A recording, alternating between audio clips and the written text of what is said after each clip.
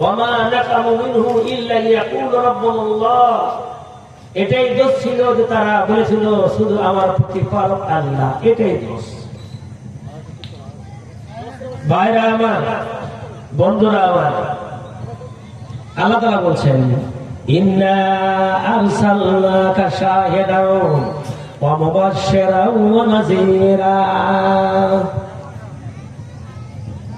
হে নবী, আপনাকে আমি প্রেরণ করেছি, রাসূল হিসেবে প্রেরণ করলাম, শাহিদান সাক্ষী করে তৈরি করলাম, নাযীরা এবং জাহান্নামের ভয় ভীতি দেওয়ার জন্য, মুবাশশিরা অর্থাৎ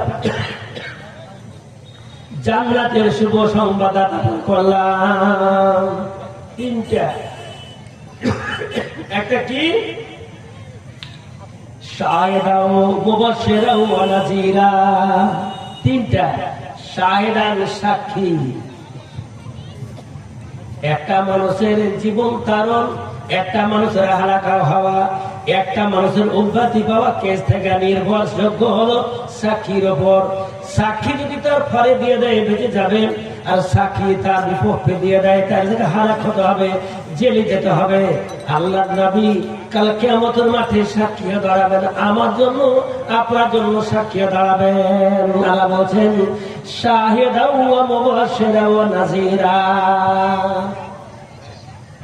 নবী, আপনাকে আমি সাক্ষী করে পাঠালাম, নাজির করে পাঠালাম, মুবাশশির করে পাঠালাম। আমি আপনাকে সাক্ষী করলাম, কাল কিয়ামতের মাঠে আপনার সাক্ষী ছাড়া কারো সাক্ষী মানব না।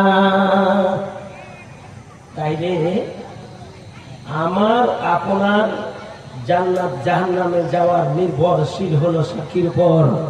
যদি রাসূল পাক আমার পক্ষে সাক্ষী দেন তাইলে তো ভালোই হলো, আর যদি আমার বিপক্ষে সাক্ষী দেন আর বলেন সোখান গাইয়ার বাদী, তোমরা দূর হয়ে যাও, তোমরা দূর হয়ে যাও, তোমরা দূর হয়ে যাও, কারণ আমার মরার পর তোমরা এমন এমন কাজ করেছিলে ইসলামের মধ্যে দীক্ষিত নয়, আমার অন্তরাল তোমরা নাও, আমার মধ্যে দীক্ষিত নাও, আমার ধর্মের মধ্যে আমার নীতির মধ্যে তোমরা কখনো প্রবেশ করনি, দূর ছিলে, আজকে চলে যাও, আজকে চলে যাও, আপনাকে আমাকে সরিয়ে দেবে। তাইলে সাক্ষী হলেন রাসূল পাক।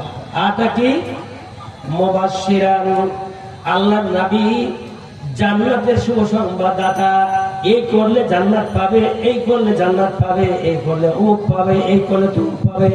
যত ঈমানদার প্রত্যেকে ঈমানদার নরনারীকে আল্লাহর নবী শুভ সংবাদ দিয়েছেন জান্নাতের, এবং জাহান্নাম থেকে সতর্কবাণী আল্লাহর নবী দিয়েছেন। এরপরে আল্লাহ তাআলা বলছেন তো আযরুহু